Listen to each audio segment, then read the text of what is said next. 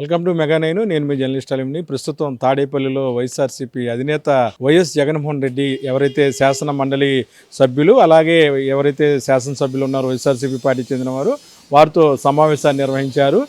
ఏదైతే నిన్నటి నుంచి కూడాను అసెంబ్లీకి వైఎస్ జగన్మోహన్ రెడ్డి వస్తున్నారనే సమాచారం మేరకు అక్కడ కొన్ని మీడియాకు సంబంధించిన ఆంక్షలు విధించడం, అలాగే దానికి సంబంధించి కూడా కొంతమంది ప్రతినిధులకి కనీసం ఎంట్రీ కూడా ఇవ్వకపోవటం పట్ల వైఎస్ జగన్మోహన్ రెడ్డి తన ఎవరైతే సహచర ఎమ్మెల్యేలు ఉన్నారో ఎమ్మెల్సీలు ఉన్నారో వాళ్ళందరి వద్ద కూడాను ఆవేదన ఒక రకంగా తెలుగుదేశం పార్టీ వైఖరిని కూడా ఖండిస్తూ కొంచెం ఆగ్రహం వ్యక్తం చేశారు. మొత్తమే కూడా ఈరోజు జరిగిన ఆ సమావేశంలో చాలా స్పష్టంగా వైఎస్ జగన్మోహన్ రెడ్డి చెప్పడం జరిగింది.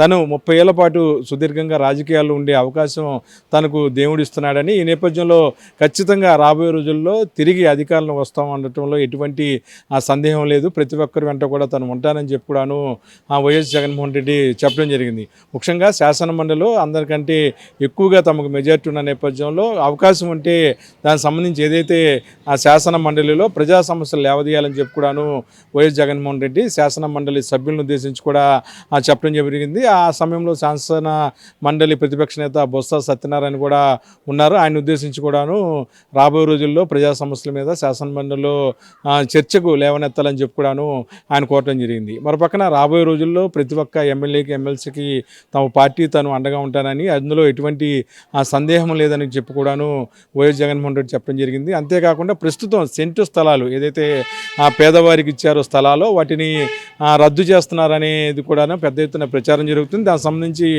కొన్ని ప్రాంతాల్లో రాష్ట్ర ప్రభుత్వం రెవెన్యూ అధికారులు సర్వే చేస్తున్న నేపథ్యంలో ఒకవేళ ఆ స్థలాలు సంబంధించి ఏమైనా రద్దు కార్యక్రమం రాష్ట్ర ప్రభుత్వం చేపడితే రాష్ట్ర వ్యాప్తంగా పెద్ద ఎత్తున తమ ఉద్యమం చేస్తామని చెప్పి కూడాను ఆంధ్రప్రదేశ్ మాజీ ముఖ్యమంత్రి వైఎస్ జగన్మోహన్ రెడ్డి తన సమావేశంలో వెల్లడించారు. అంతేకాకుండా రాబోయే రోజుల్లో బడ్జెట్కి సంబంధించి ఎటువంటి నిధులు విడుదల చేస్తున్నారు, ఏం అభివృద్ధి జరుగుద్ది అనే దాని మీద కూడాను కూలంకుషంగా చర్చించిన తర్వాత బుధవారం నాడు మీడియా సమావేశం పెట్టే అవకాశం ఉన్నట్లు కూడాను ఆయన తన సహచర ఎమ్మెల్సీలు ఎమ్మెల్యేతో చెప్పడం జరిగింది.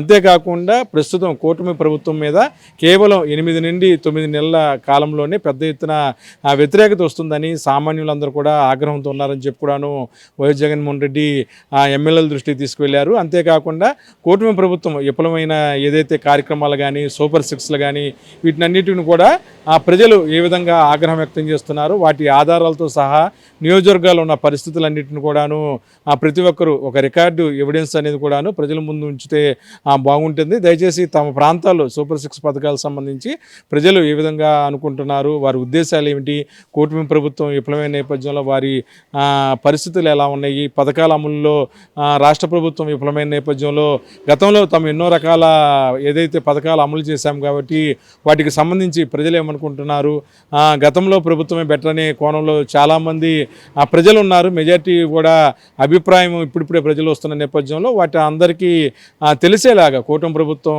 కుట్ర కోణం కూడా ప్రతి ఒక్కరికి తెలియపరచాల్సిన అవసరం ఉందని చెప్పి కూడాను వైఎస్ఆర్సీపీ జాతీయ అధ్యక్షులు వైఎస్ జగన్మోహన్ రెడ్డి ఎమ్మెల్యేలకు ఎమ్మెల్సీలకి సూచించారు. మొత్తం మీద కూడాను అసెంబ్లీ సమావేశాల సందర్భంగా బడ్జెట్ సంబంధించిన అంశం కావచ్చు, గవర్నర్ ప్రసంగంలో అన్ని అబద్ధాలే గవర్నరు రాష్ట్ర ప్రభుత్వం ఇచ్చిన స్క్రిప్ట్ని చదివాడని చెప్పి కూడా తమ అభిప్రాయాలు ఎమ్మెల్యేలు వైఎస్ జగన్కి చెప్పడం జరిగింది.